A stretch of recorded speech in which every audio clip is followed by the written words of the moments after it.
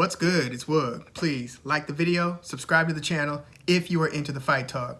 This is just a quick update on Conor Benn versus Adrian Granados. This is taking place on September 4th.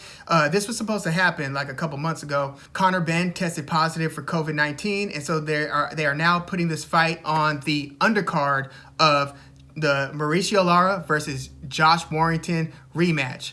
So I had just done a preview video. I'm actually going to publish or post a replay of that on YouTube because I do the whole full preview, background on both fighters, pretty much the road to this moment, how they both got here, and then lent a prediction. The prediction when I first released the video prior to when that fight was actually supposed to take place, I was saying Conor Benn is going to win this via decision, in my opinion. Just being able to win enough rounds, but it might hurt Adrian Granados early, but I thought Adrian Granados would survive that early Conor Benn storm. Conor Benn throws, very wicked combinations, mean left hook, especially early in the fight. He's really whipping his punches, looking to get you out of there early, like he did against Samuel Vargas in his very last fight in the first round.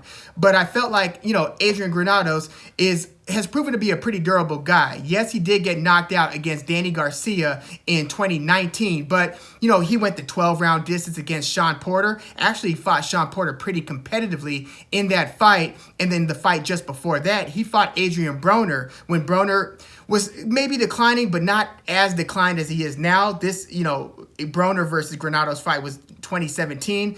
Broner's gotten a lot worse, in my opinion, since, but Adrian Granados really pushed Adrian Broner, and that was a very close fight. In fact, it was a split decision win for Adrian Broner, where that fight really could have gone either way. Well, I also think that Adrian Granados, since then, has shown some degradation in his abilities. He lost to Robert Easter Jr. via decision, which, in itself, Robert Easter Jr. is a tough guy to win rounds against because he's such a tall and long fighter. But, since then, Granados did score a second-round knockout of Arturo Herrera, but then he fought a majority draw versus Jose Sanchez. And so, I'm wondering if, as Adrian Granados is now, in his 30s, I believe he's 32, but, is Adrian Granados as good as he was just a few years ago? I think that he's not, but I don't think he needs to be necessarily to go the distance against Conor Benn. What I mean by that is Conor Benn is undefeated. He's kind of a not a golden goose by any stretch. He's still a prospect who's being, elevated through the rankings. He just started fighting his first, guys with a name, like when he beat Koivula in the second round via TKO, or he beat Sebastian Formella, who fought against Sean Porter during it was basically Sean Porter's COVID fight in 2020. Conor Benn beat him via decision, hurt him early, but didn't get him out of there. And Conor Benn, in my opinion, tends to slow down a bit in the middle to late rounds. I mean, who doesn't? Most of the people who come in hot will slow down by the middle rounds. But Conor Benn, in my opinion, hasn't yet fought anybody as good as Adrian Granados, but Adrian Granados has fought a few people better than Conor Benn, at least better than where Conor Benn is now. Conor Benn is obviously athletic. I go through this in the preview video. Check that out. Conor Benn is the son of Nigel Benn, a pretty historic fighter himself through the late 80s and, into the 90s. Very good fighter. Conor Benn is his son. So he's got the physical tools to be a professional fighter, perhaps even an elite fighter. Like, he smoked Samuel Vargas even quicker than, Amir Khan or Errol Spence Jr. did, and maybe Samuel Vargas, or quicker than Virgil Ortiz did. But maybe Samuel Vargas is truly a shot fighter. I don't know. But Conor Benn has pretty explosive punches. I don't know if he has that, Shane Mosley, Zab Judah level speed. No, I don't think he has that. I don't even know if he has one-punch knockout power. He's got knockout power. He's proven that. So maybe his power is more of an asset than his speed. Not to say that he's slow. So he appears to be pretty heavy-handed. But again, I don't know how much fight he has in him yet. It's still to be proven and tested. I know how much fight Adrian Granados has in him. I've seen him in those dog fights against Sean Porter, for instance.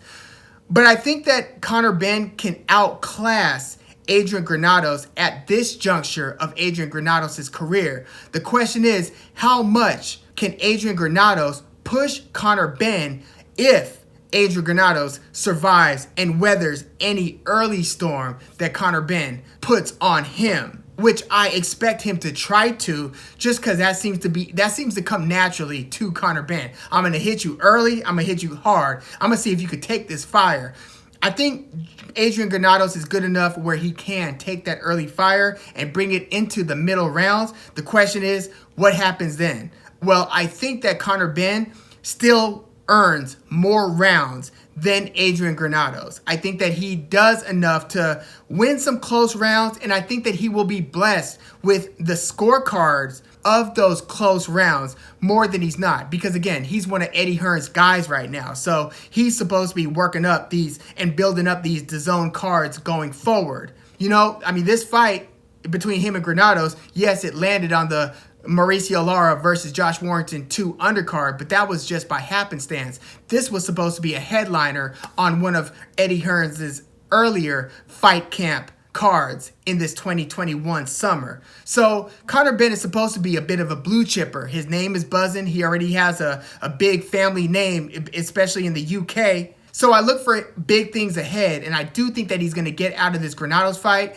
I'd be surprised if he stops him. I think it's going to be via decision. So then the question is, how would you match Conor Benn up then?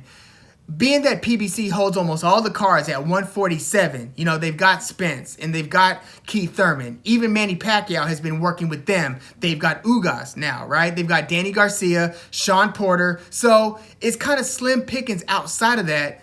So the question is, do you then, if you're Eddie Hearn and Team Conor Benn, do you agree to a fight versus fellow DAZNian, but led by Golden Boy, promoted by Golden Boy in this case, not promoted by Matchroom? Do you pair Conor Benn up with Virgil Ortiz Jr.? If I'm Team Conor Benn or Eddie Hearn, I don't. Virgil Ortiz Jr. is looking really scary right now. And although Conor Benn and Virgil Ortiz Jr.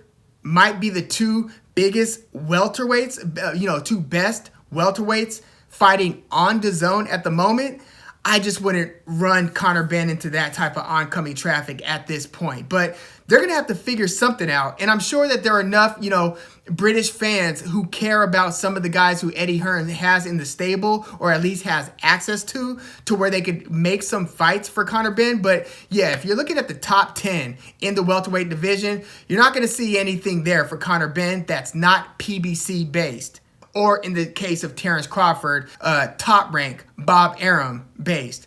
So matchmaking is going to be a bit of a task for Conor Benn. That'll be interesting to watch. But yeah, I'm going Conor Benn here against Adrian Granados.